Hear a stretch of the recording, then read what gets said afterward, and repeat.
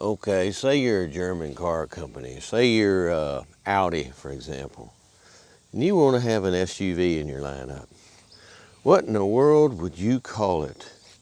Would you call it the Edelweiss? I don't know, the Wiener Schnitzel? Nah, you would call it Q. Now, what does Q denote? Well, for the longest time in them James Bond movies, Q was the guy who came up with all the gadgets. And so, is it safe to say, or safe to assume, I should say, that this is a car that has a lot of gadgets in it? Well, yeah, but it's also a vehicle that is designed to be an Audi and yet be a truck. And so they call it Q. And this is their mid-size version, the Q5. Is it as good as most Audis are in terms of ride handling, performance, all those things the company's known for? Stay with us and find out.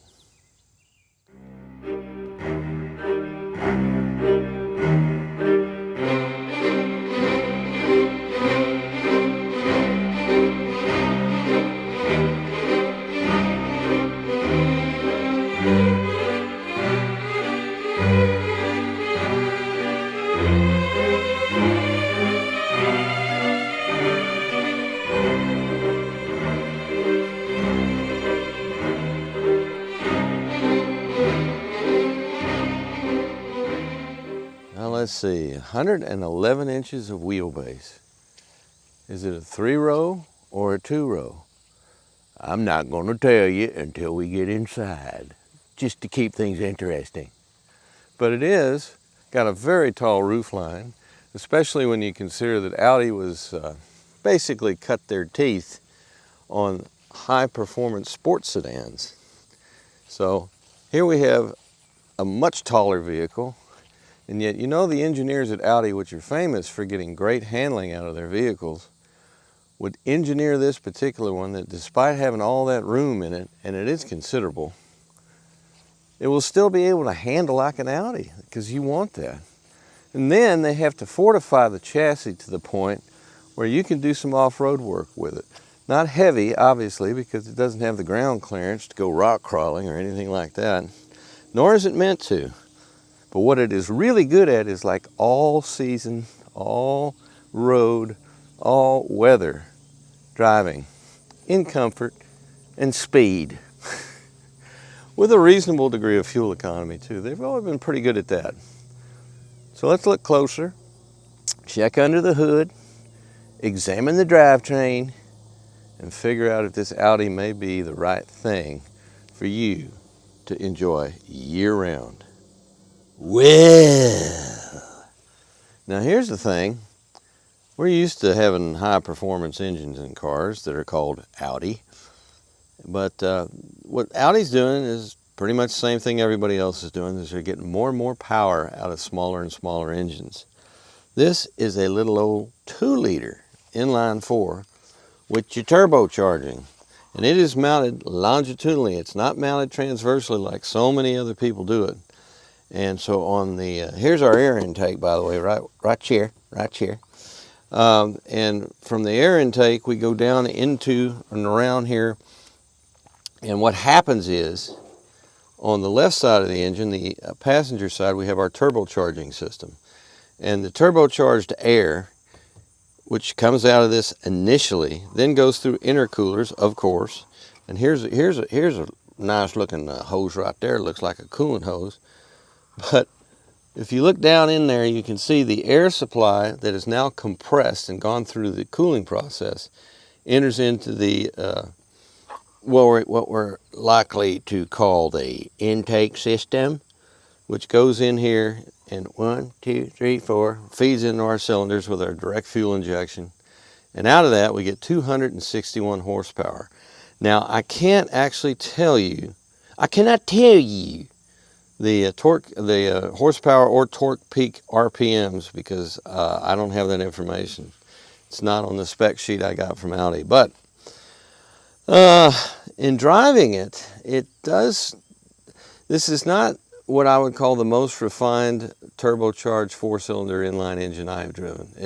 It does have a certain amount of, it's not like it's buzziness, but it's not as good as some of the others in terms of that overall refinement. But the power curve seems to be pretty much broad enough so that it's not, it doesn't give you a dramatic hit of power in the middle of the rev range or anything like that as the turbocharger gets spooled up.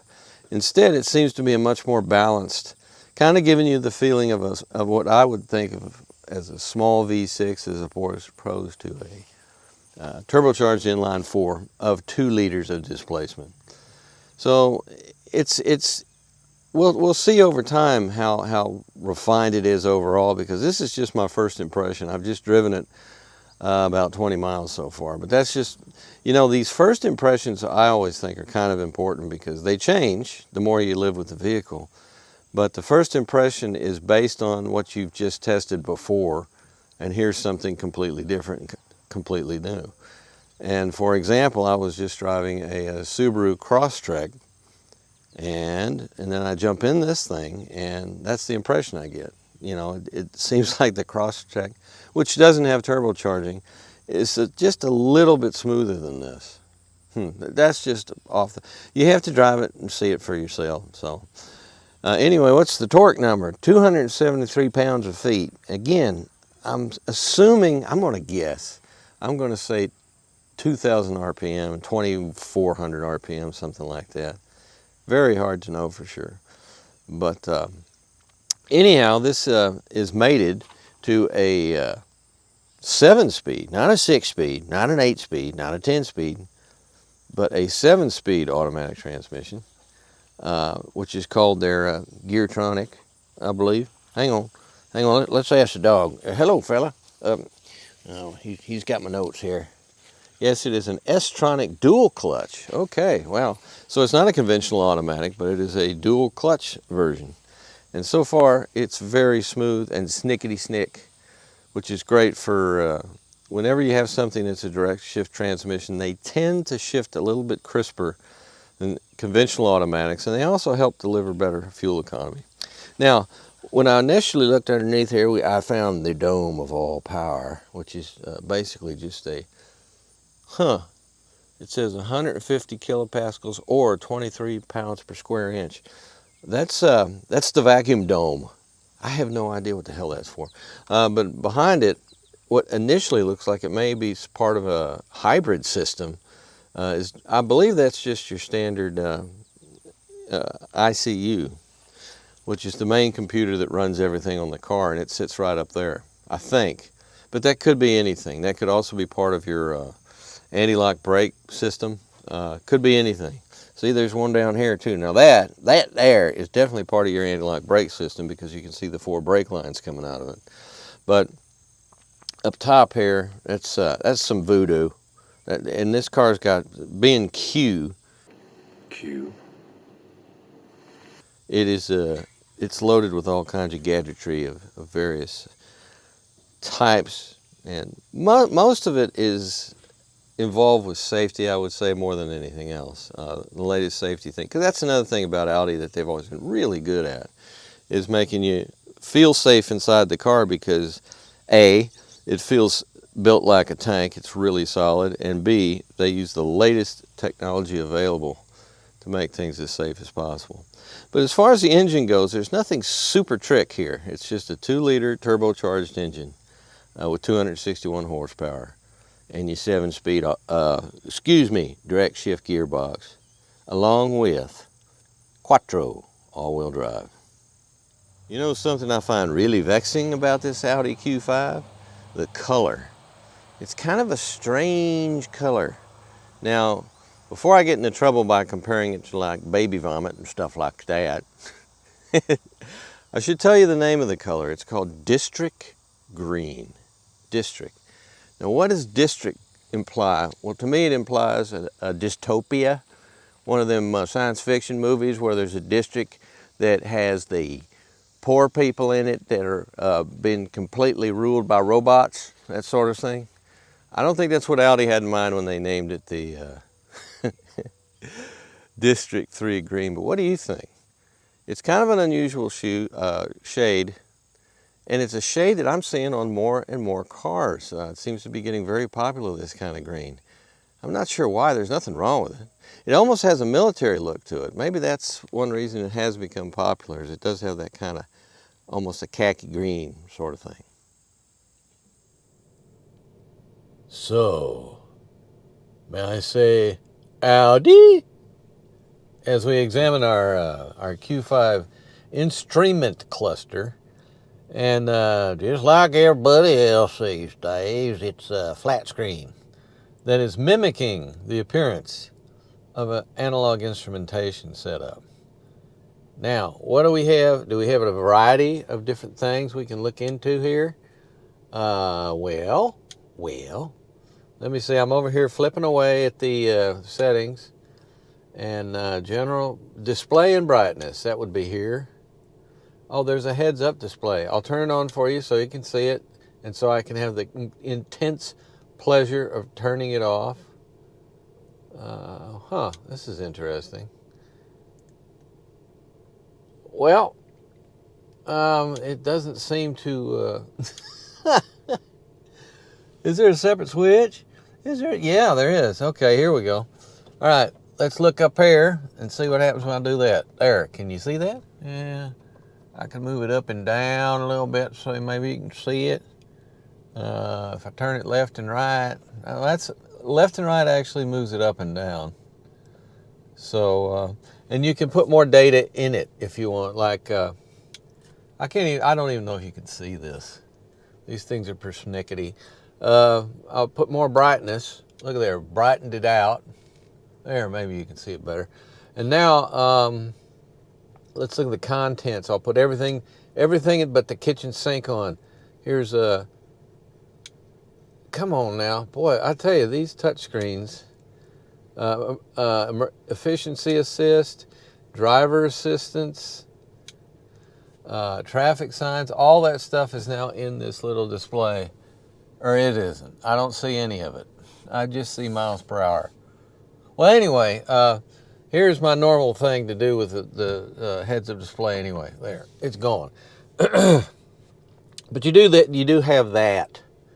What else do we have? I would like to be able to the virtual cockpit, which is which is also called the Volkswagen virtual cockpits or something like that. We're on classic right now. Now, if I change it to performance, S performance. Yes, change now. Look at there. Now look, watch that tachometer. Woo! Up the hill we go. Woo! That's good. That's interesting. And it has now put our long-term memory, which is basically my trip computer, over on the left-hand side. What else do we have? We have the total mileage. We have our trip mileage also on the right side, and the outside temperature, 69 degrees, which I'm sure envy of a lot of the country that's sweltering again. And then we have the dynamic. Do you really want to change this? Yes, change now. Okay, and look at how strange this is. Look at that tachometer. Isn't that wild? I think that's wild. But anyway, it's a little bit different way of doing things. You have your speedometer over here. And there you go. I mean, I go with the classic because I think you actually get a lot more information with it. Boy, you really have to hammer this damn thing to get it to do stuff. There we go. So, that's a very satisfying display there, I think, for the most part. Now, you do have information in your central area that you can change. Here's our energy consumers. I'm telling you what you're using that's eating up all your energy right now. In this case, it's the air conditioning. Who knew, right? And then we have driver assistance. That, of course, is showing you your following distance in your adaptive cruise control. There's no traffic sign information available, even though there's a traffic sign about a quarter mile from here, but, you know, what are you going to do? So there we go. Very straightforward. That's short-term memory, long-term memory, fuel consumption, date and time. It's the 15th of August when I'm doing this, 2023. And there you go. How about that? So it's a very nice display overall. It's still not as good as what they used. I mean, I long for the day of the mechanical analog, because both BMW and Audi had such beautiful, beautiful displays. And it's not like this isn't a beautiful display or a useful display. It's just not the traditional that I like so much. I've become over time enamored. Something else you can do with this. Did I show you this? Oh no, I didn't. Here we go. Here's our view setting. Look at there. You can make some things small and other things larger, and there's a picture of the car just so you have it. And there's your oil pressure. Oil temperature, I'm sorry, it's about 150 degrees, roughly. It's a strange calibration on that. And then we have our tachometer, and then we have our speedometer. And we can go back to normal view there. And this will change us over to, there's our what's on our radio. Then we have our phone is not connected, and then we have a nice little, the navigation system is a Google thing, as it says right in the corner, gurgle, which you can also put here in addition to having it on the main touchscreen. So that's a very useful little feature to have it right directly in front of you, in between your other values. And please connect mobile device. No, that's not going to happen, pal. We've had this discussion. Okay, so there we go. Now, as we migrate over to that screen I mentioned before, there is where I was doing the setup with the Audi virtual cockpit. And here we have all our different settings here for a variety of things. What do we have available to us in the vehicle? Well, we have Audi Drive Select, which it features off-road, comfort, automatic, dynamic, and individual.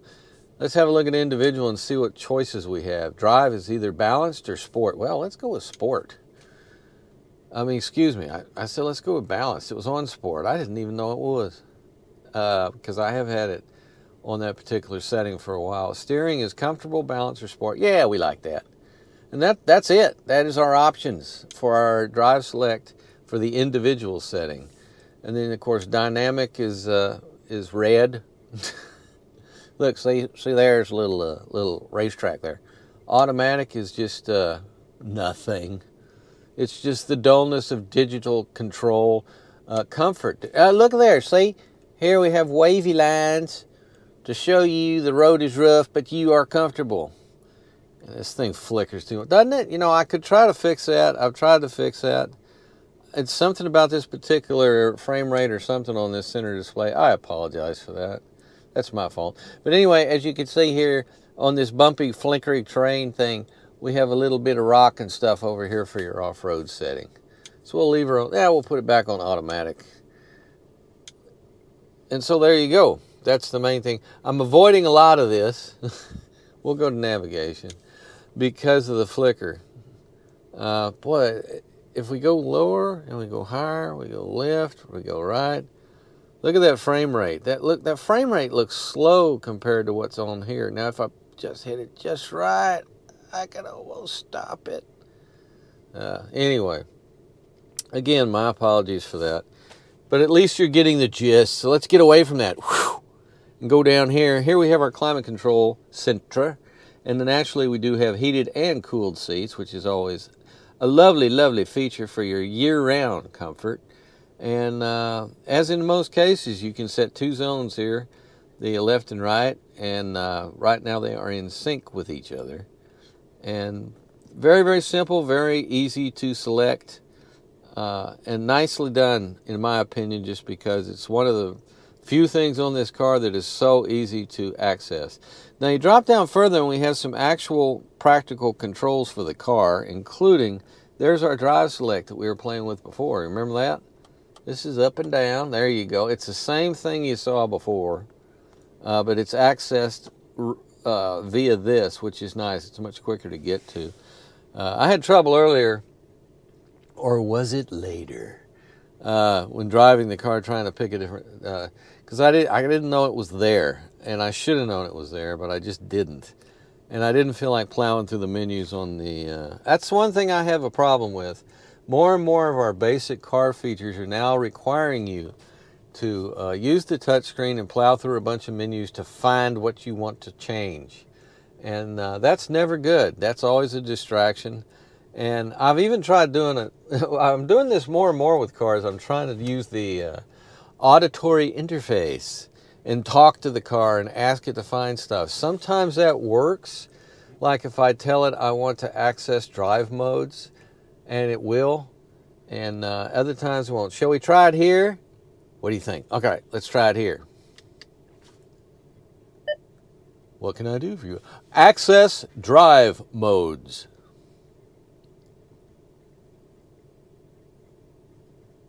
It's spinning. You can say what is on the display. Say correction if you would like to go back a step. See what I'm saying? That looks straightforward to me, but it sounded straightforward to me, but it was nothing but a total. Anyway, what else do we have? We have our automatic engine stop-start for your fuel economy. You can turn that off if you want to. Turn off your traction control. This is a parking assist, where I think it actually drives the car. If I turn it on here, and it says check surroundings, and it looks for a place to park the car, and I guess you pick it. Let's have a look. Here's what we do. Okay, automatic activation, front volume, medium, low. I don't know what the hell it's talking about. That looks like a sound thing. But here we go. If you look at the left of the screen here, this is different scenarios. You want to back in, you want to pull in front-wise, you want to parallel park. So let's say I want to parallel park. It's not going to let me because it's not seeing anything to do that. How about this? No, it won't do that. Well, it doesn't really see a normal parking area, which it doesn't have. So park assist has been ended, and it turned itself off down here too. Now this other parking thing is much more familiar to all of us. That's just our sensors to tell us when we're about to mash into something. And further down here is your hill descent control, and this will turn the screen off, I think. Please tap on the display to turn it on. So let's say, well, you got to turn yourself off first. There, it's off, and I'll tap on. Woo! So that's that. What do we have here? What do we have here? Is this an area to charge your phone? No, it isn't. I'm going to show you that in a minute because it's kind of unique and interesting. Our start stop is here instead of up here or over here. They decided to put it there. Here is a USB. That is a USB-A port and a 12-volt access point. If people still use 12-volt accessories, I'm sure they do. And over here, strangely enough, you notice that there's no radio anything. It's all done on the touchscreen. But here we do have a knob that you turn it on and off like that. And then you have volume right there. And that's pretty much it. Oh, and if you go this way and that way, you can actually change the channel. So this knob is not a horrific thing. It's actually pretty good. And it goes back and forth, I think, to your favorites. Well, anyway, that will access your various stations when you're in a radio mode. All right, the shifter. What do we have? Well, it's electromechanical, manual-oriented weirdness, but it's fine. It's fine. You basically have your power T. It looks like you're going to take off in your 767 here. And then put it in drive. You can put it straight back like that. But what if I'm in drive and I want to go to manual mode? You kick it over here. You can go up and down this way, or you can use the paddle shifters, depending on what your mood is on the day. Put the car in park, you press a button, and there it goes. It conveniently locks everything up for you. Here is your emergency / parking brake. Now here we get interesting. I'm going to have to move my tea for this one. I think I'll take a sip here. Oh, man, that's good. Newman's Own. Excellent. Now this is cool. Here we have our cup holders. Now if you're not using your cup holders to cup hold things, and incidentally, this can be cooled and heated. Heated and cooled. Neat, huh? You can close it here and pop your phone right on here, like I will demonstrate here. Put your phone right there, dink, and it will start to charge. See? It's charging for you. There's your amberjack. But wait a minute, hold everything. What if I want to charge and I want to put my beverage in there? Well, you pull this back like this and you tilt up here, and there's actually room provided for you to do that. Look at there. Boom. And it's still charging. Isn't that cool? It's kind of strange in a way, but it's good space utilization, because when I first saw it, I thought, well, you can either have cup holders or you can charge, but not both. Well, you can do both if you want to. No problem there. And then, right underneath here, we have a little bit of a cargo area. Not a lot, but some. And wow, what happens if I lift that up? Nothing. There's nothing down there. But there's your cargo area in your console region. So there we go. How is this glove box, by the way? Very, very commodious. Oh, what's this? Oh, it looks like that was some kind of a pen holder and someone stole it. Tell you what. Anyway, very roomy. You could get a lot of stuff in there. You could get a tablet in there, I do believe. So what haven't we checked? Well, we look above and we have our beautiful panorama. It's not completely open. I will open it in completeness. Come on. Come on now. There we go. And you also have your various settings for your interior lights. You can call a mechanic if you need to. I believe that's available. Then you have emergency right here. And you have some very, very nice map lights. I guess that you can't turn them on individually. You got to have both of them or none of them. Nope, there you go. You just tap the thing. The light itself. Clever, these Audi people. Clever. So, and finally, way over here. Here we have our lighting control center. Now, you've already seen your HUD, heads-up display control unit. Here we have our adjustment for our lighting on our virtual cockpit instrumentation. And then we have our normal settings that you find everywhere these days. The 0 for off everything, the auto for automatic headlight activation, which is always interesting because these headlights tend to go on even if it's not, if it's just a little, if you go through the shade, they turn on. I don't know. It's very sensitive, very sensitive. Here we have fog lights, and this thing actually has the rear and the front, I do believe. It doesn't really tell you on the dash, but you play with that, you're going to figure out which one is which. One other thing I want to mention while I'm looking out the window here, these nice big mirrors, which are, they're high enough that they could be a slight visibility problem in certain intersections, so be cautious. But they have a nice big huge blind spot warning indicator that comes on when someone is driving next to you in your blind spot. And they're larger than most, which is great because that's still, I think, one of the very best features they've come up with in this modern era. So, what else? What is the sound system, you ask? It's Bang & Olufsen. That's all part of the Prestige package, you see, which will adds quite a bit of money to your it adds $11,000 to the price of the vehicle. But boy, it's got your Bang & Olufsen. It's got your leatherette covered center console and door armrests. Now, I'm not sure about what the actual we have old copy brown with granite gray stitching interior upholstery, but I don't know what that material actually is. It sure looks like leather, but honestly, it is hard to tell these days because the artificial leather has gotten so good that it's very difficult to... leather seating surfaces. There we go. It does have leather seats. They are really comfortable. And look at these generous side bolsters here. They are quite commodious for your larger person, and yet they will keep even a smaller person in place during spirited driving adventures, which, this being an Audi, you're going to have those. You got to be ready for those. All right, now, shall we go back? Now, what are we thinking about this? This is a Q5 midsize. Is it going to have a huge commodious second seat, or average, or, well, it's only one way to tell. Our door opening is actually pretty good, about 83 degrees.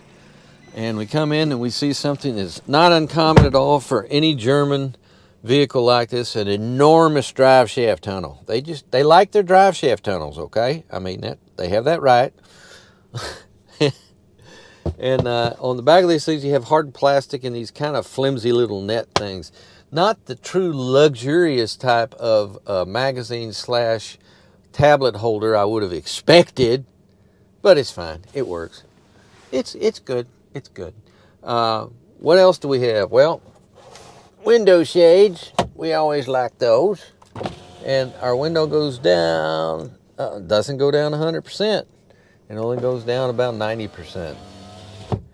I don't get it, man. Our map light, do you think it's just like the others? Just touch it? Yeah. Nice. Very nice map light. Put where it is because you have our wonderfully beautiful panorama roof here. And we look like it's kind of an interesting breakdown of your seating. It looks like the 60-40, and it's almost like a 70-30. This almost looks like an individual bucket over here by comparison. But we'll open up our nice armrest, and here, which I thought was a ski-through, is not, which is fine. It's fine because you can just put that seat. You can kick that passenger out and put that seat down and put your skis in. Here we have our cup holders. These cup holders are really small. They seem to be of a smaller diameter than I'm used to seeing. That's interesting. But let's check out this cup holder here. Yeah, it's good. Very nice cup holder. You know I meant armrest. Yeah, of course that. But the nice thing about this armrest is it leads you to here, which is your climate control center for your back seat, including outboard heated seats. And then you have a setting here, depending on how cool or warm you want your air conditioning, which is nice. They get their own choice back here. That's always cool.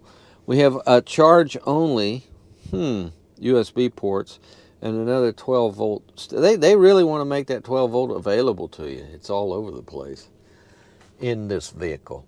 What else can I tell you? Room. Very good. The headroom is not super cavernous like some vehicles are, but it's fine. It's good. If you're 6 feet tall, you'll be fine back here. Legroom is good. The front seat is not back all that far right now, but I still have enough room for my non-tanned legs. But when I get down to where am I going?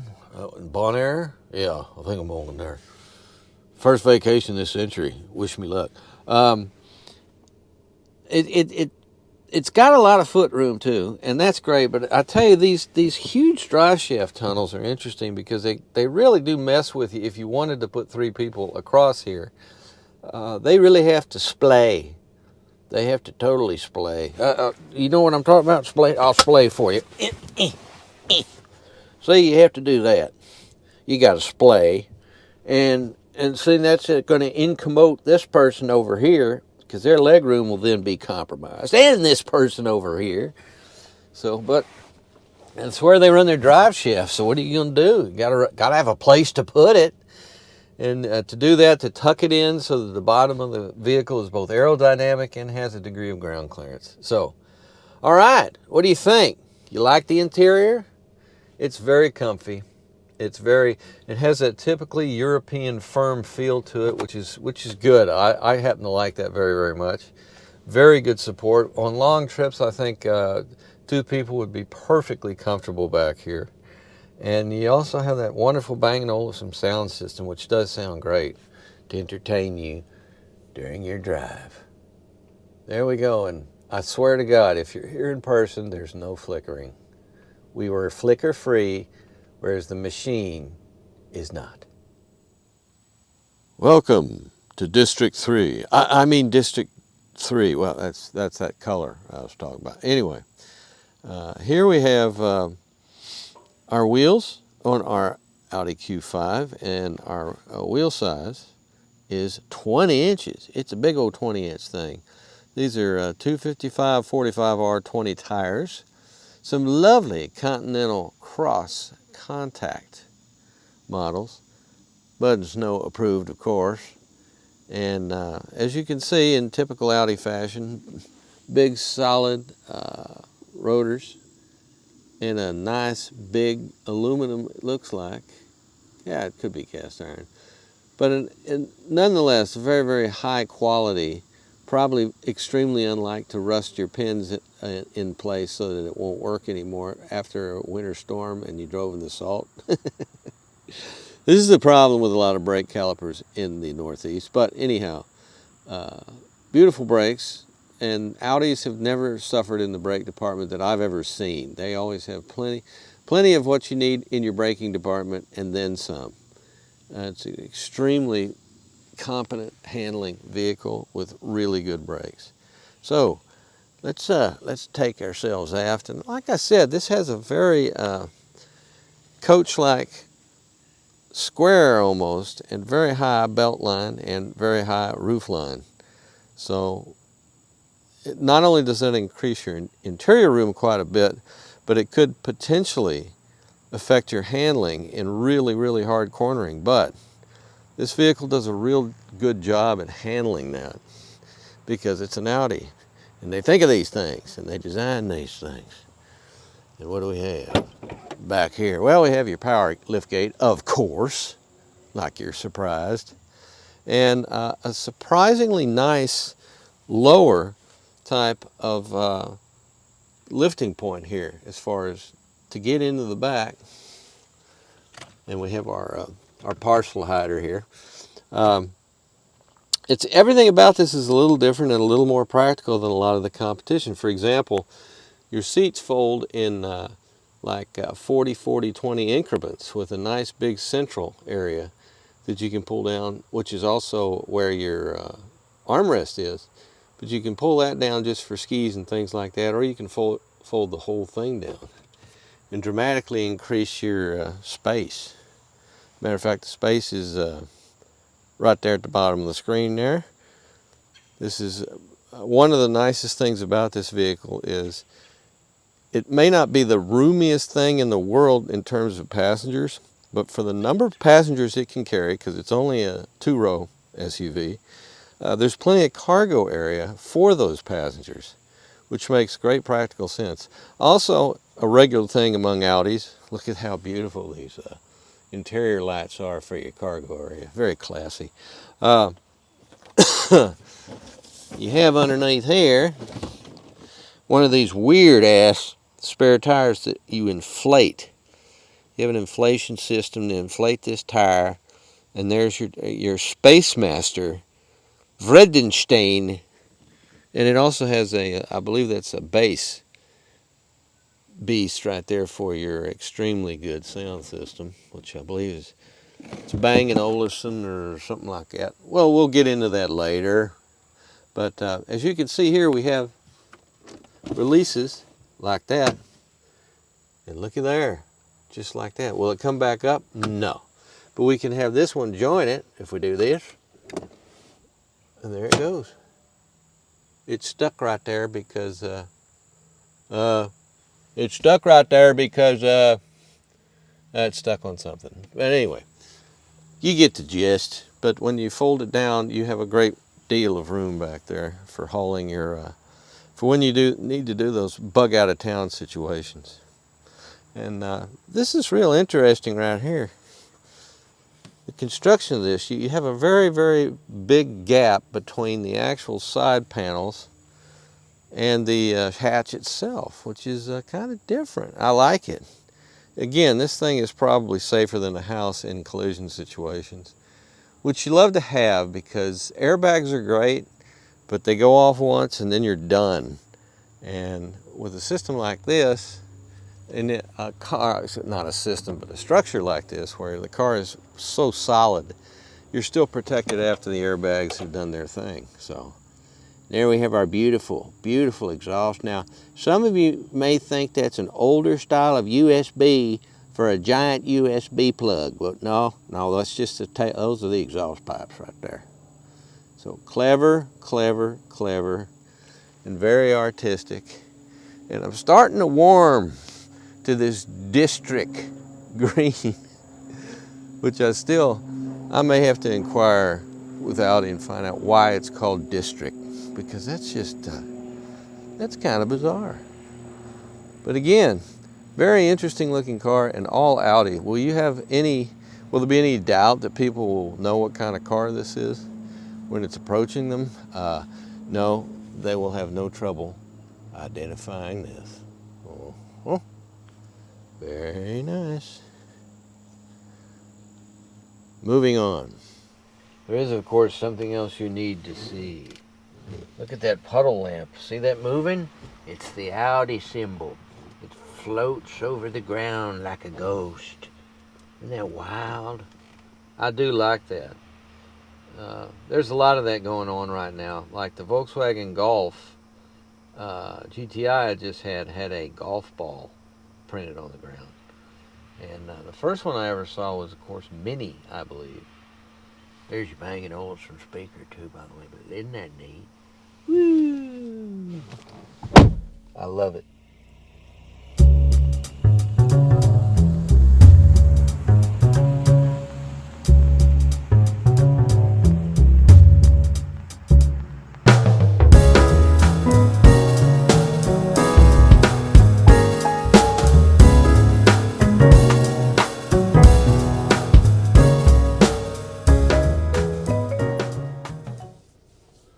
I very much fear that you are flickering.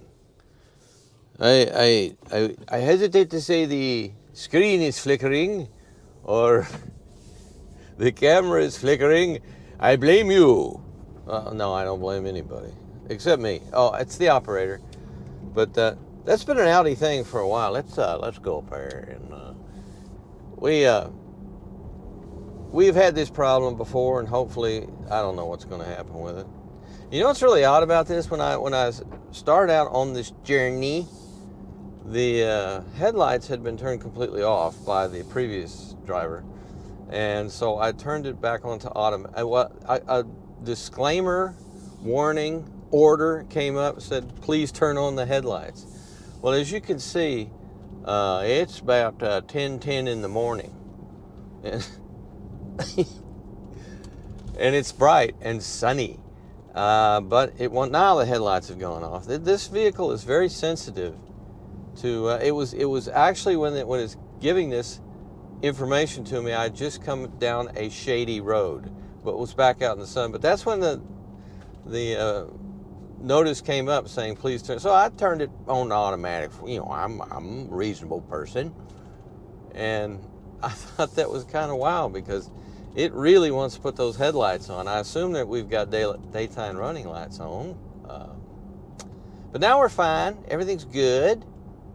We are under control as far as our headlamps are concerned.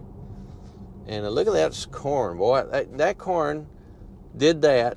See how high it is over here and over here and over here? This corn is maybe, I don't know, 5 weeks. It just, with the rain we've had in the middle of the summer, which is unusual for us, boy, it's been happy plant time. The Kingdom Plante has been extremely thrilled with all this. And so, and it's also done bad things about they can't keep up, or I don't know what their problem is, to tell you the truth, with the fact that they really need to be watching this along the verge here on both sides, all over the place in these roads. The grass is getting so high that it's restricting visibility, especially for people that have houses on the side of the road and their driveway empties into this rural autoscape. So that's kind of strange. That's different. Oh boy. What is today? Could today possibly be the day that people take their stuff to the junk, not to the junkyard, but to the city dump?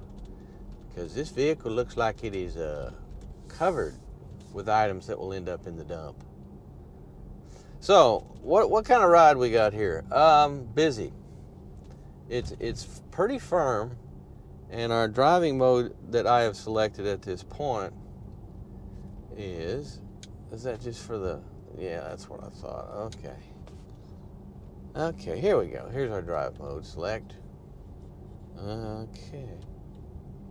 And it's doing absolutely nothing. Why am I pressing that and nothing's happening? I don't know. There we go. All right, dynamic, individual. Let's go to comfort and see if we can soften up this ride a little bit. This is when you're living the charmed life, is right when you do that and you change that setting. The sweet little electronic thing goes to in the comfort mode, and suddenly the road becomes much smoother than it was before, but you didn't notice that when you were driving. So you're going, hey, why, that comfort thing's fantastic. What a great way to go. We got some rain, some storms coming later today. This has been pretty much, we live in the tropics now. Some people used to call it the Northeast. Don't go left, go right. Right is where you want to go. The dump's that way. The auto stop is wonderfully cool and smooth and quiet. And they're going to go left, aren't they? Oh, man. I guess they're going to a different dump. God, there's a whole pickup bed in the back of that thing. Will they take that at the dump? Will they charge you?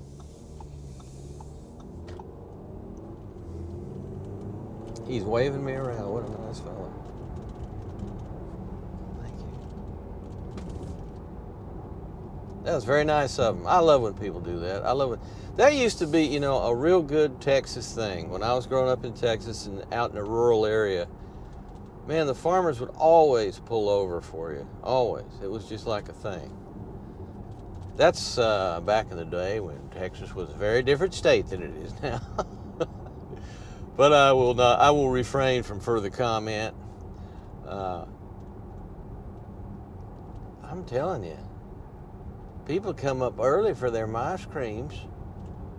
It is summer. What's temperature right now? Temperature is 76 at, what time did I say it was? 10:15, 10:17. It says 10:15. Bollocks. That's not right.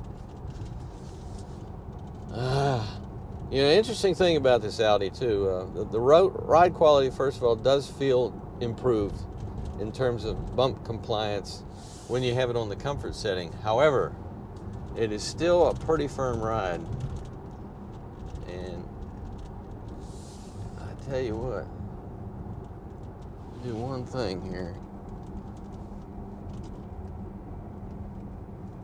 There we go. Better. I apologize if you were jiggling around back there. That's my fault. I thought I had everything tight. I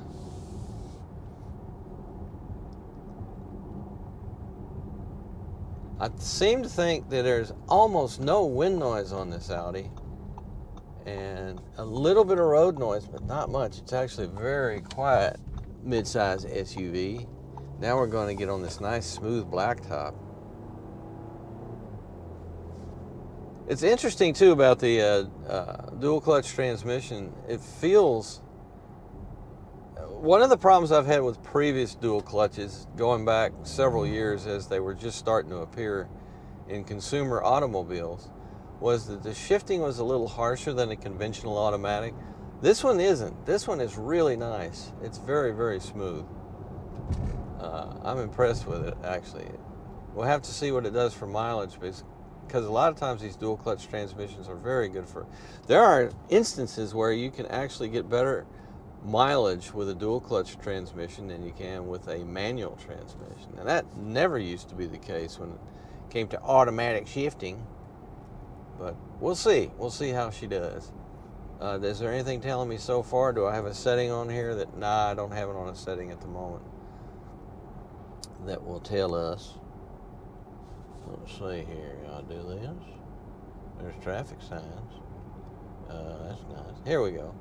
Oh, this is telling me what's consuming energy right now, and the air conditioner is. Well, yeah. Here's our long-term memory, which is weird because it's just going back to I think when they refilled the vehicle, maybe when I already said it. Yeah, it's using, since I've been driving the vehicle, so it's saying 20.5 miles per gallon over the last 12.1 miles. That's how far I've driven this thing so far. This is our getting to know you period with the vehicle, where I'm just starting to get and the things you notice right off the bat. One of the things I noticed, for example, is the steering wheel has a real, where's the thing on Google? The little cursor that tells you where you are, that little teardrop looking thing. This feels like that the cross section of the steering wheel is like a teardrop. It's very narrow. It's very narrow down here, wide up here. And it makes for a very different feeling steering wheel. It's nice. I like it. It's good. And it is leather clad, so when you combine these things, it has an excellent grippy steering wheel, which is kind of in keeping with Audi's sporting side. And they want to put a little bit of sport capability in every vehicle they build. And that's where it gets real challenging from an engineering standpoint, because this vehicle also has to be sporty, and it has to be luxurious, and it has to be comfortable, right? All these things, and it has to have a degree of off-road capability. So you have to put all that together to make the things work. And what are you going to do, you know?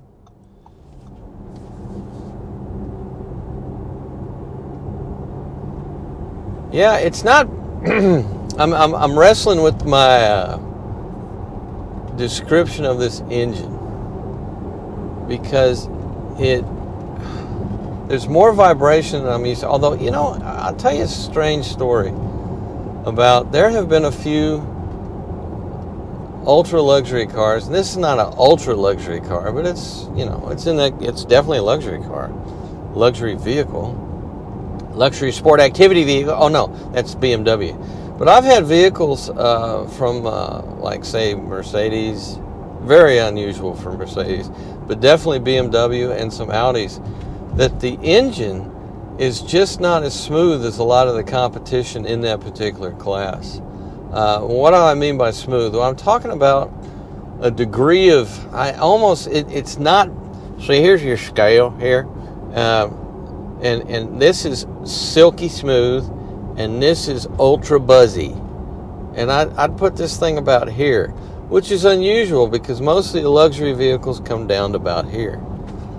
Does that make sense? Probably not.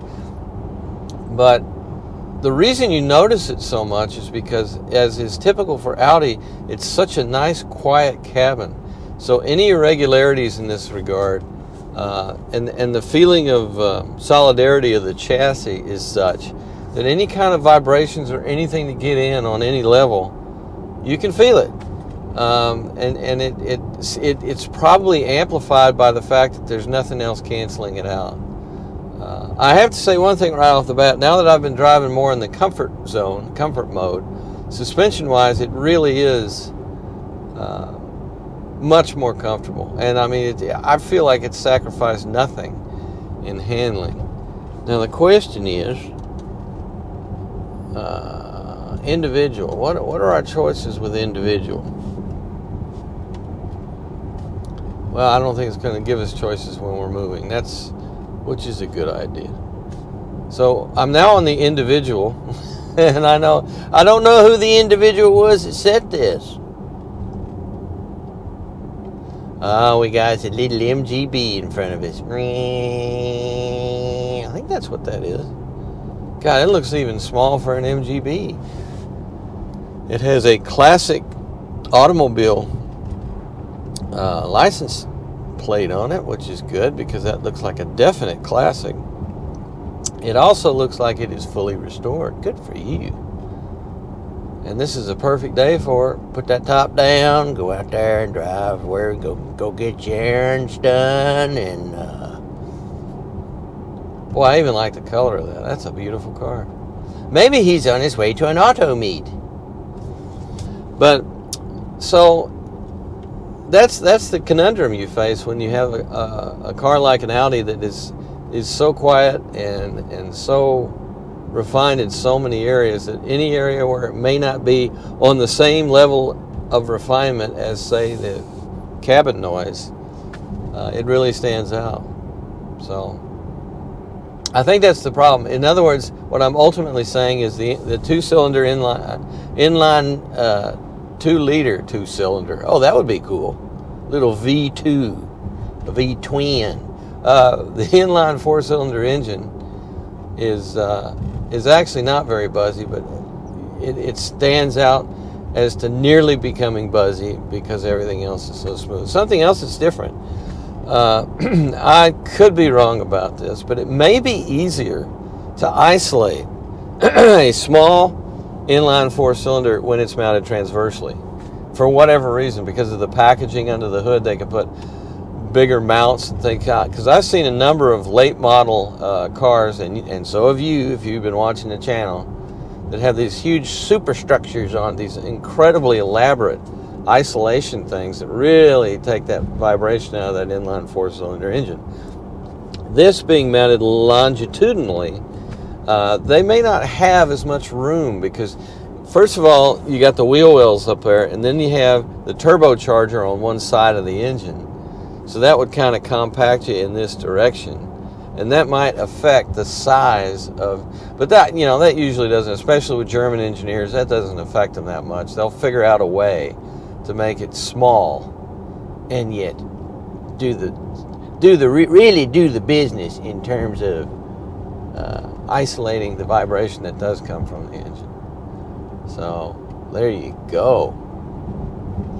And what else do we have here? The mirrors are, this is another conundrum with mirrors. I complain a lot about a lot of manufacturers making their outside mirrors smaller and smaller. They're starting to get you to depend more on like blind spot warning systems and that kind of thing, rather than actually using the mirrors more. This has nice big mirrors on it, but they're mounted up so high that at certain intersections it can block what's coming toward you. Does this stuff matter? It does.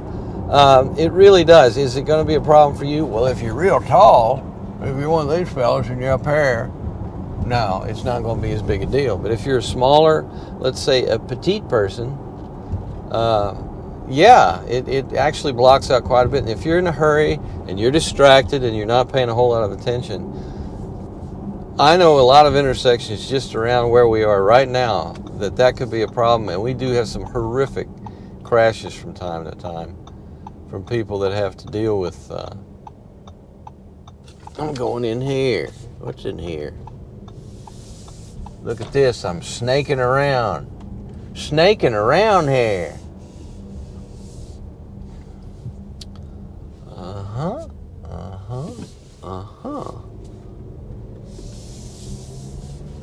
Not the most efficient way to get from point A to point B, but I went for it anyway.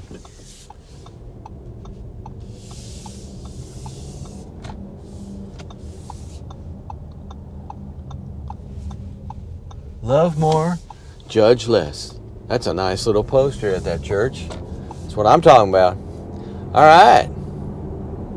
So we're gonna start activating cruise control here in a minute. I mean, we're gonna get all fancy. Now here's an interesting note. I was just in a Volkswagen. Now you may have heard the term, or it's not really a term, but you may have heard the name Volkswagen Audi.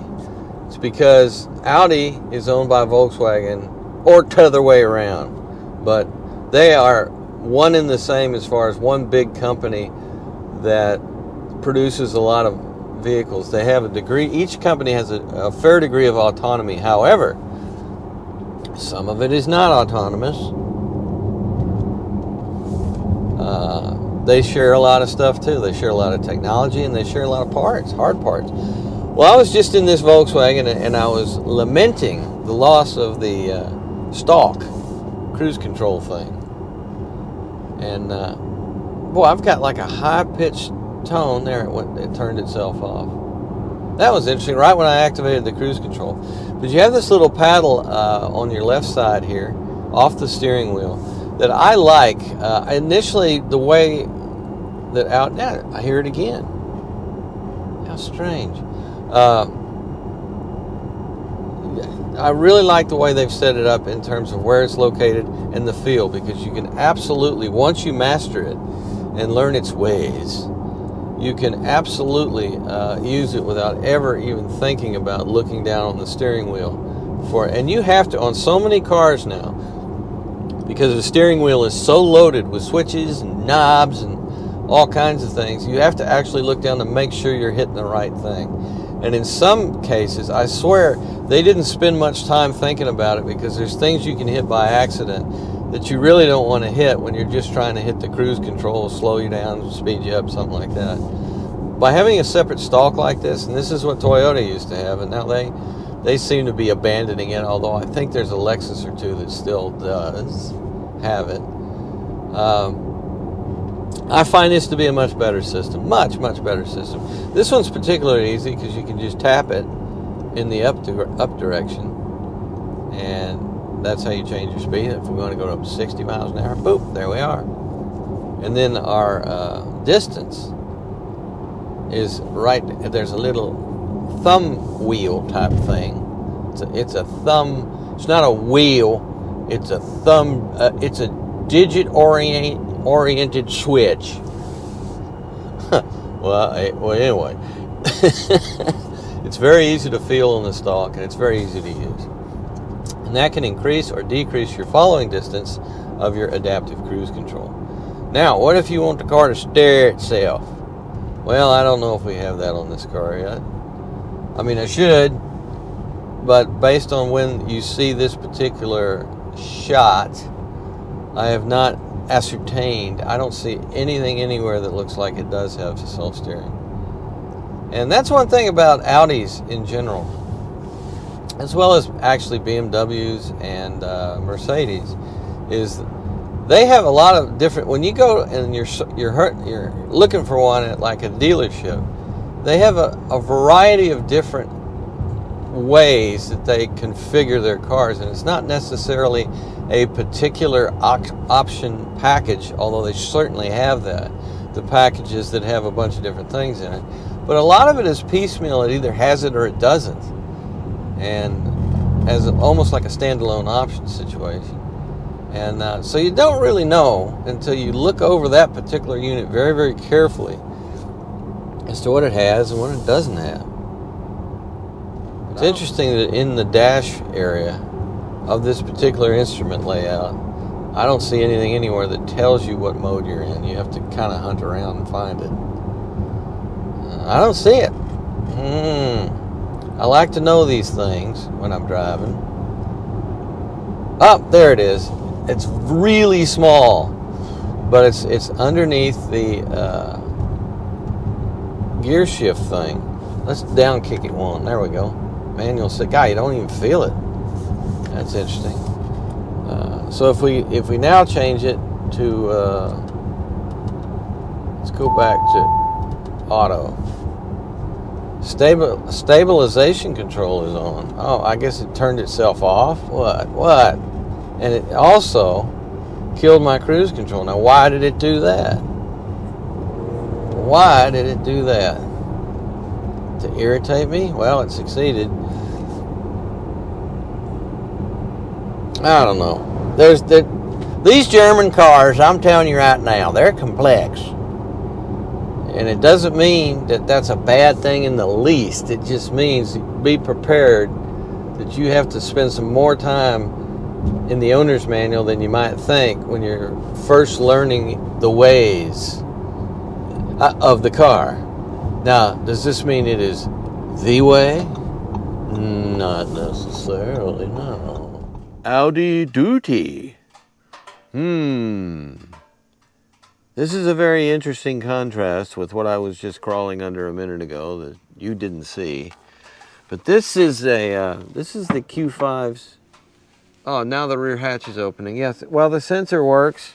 That's just great. Yeah, I waved and now it's closing. We may get a lot of that, or it sounds like I'm about to be backed over by a forklift. But Anyway, on with our rear suspension on our Audi. Once again, you've seen this on these other Audis and a few other Europeans. You have this little plastic shielding on the bottom of the lower control arm, which appears to be beautiful aluminum. And you have a multi-link setup here with a regular coil spring that's set at quite an angle, actually. Quite a jaunty angle. So you can see the seat is here, and then it's actually anchored up top there. So that's a bit unusual. And then you have your shock absorber towards the outback.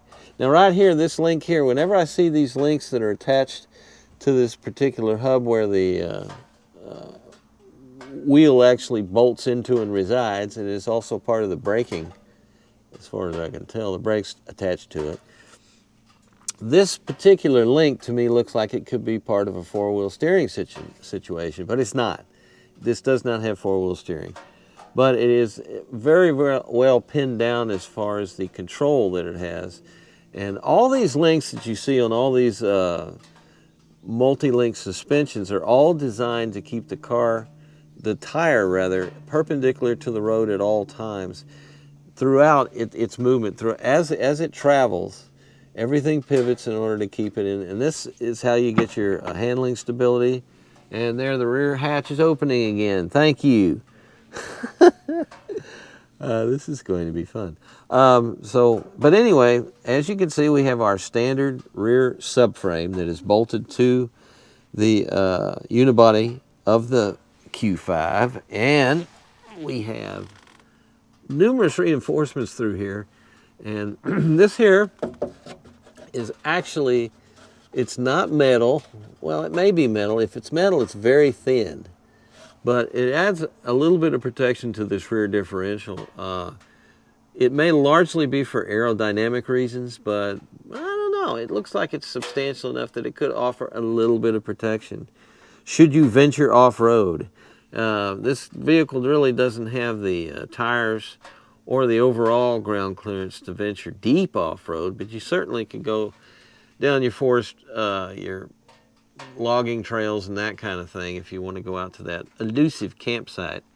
You could definitely do it in this thing. I'm not totally impressed with the all-wheel drive system in that it seems like some spinning is required for the opposite axle to start engaging a drive system. For example, when I was pulling out of my driveway, I believe this is primarily biased to be rear-wheel drive. Although I don't know that for a fact, because Audi did used to make front-wheel drive. The first Audi that really came to these shores was the Fox by Audi, and it was a front driver. And there are other front drivers in the Audi family. So this may not be biased towards rear-wheel drive at all. It may be biased towards front-wheel drive.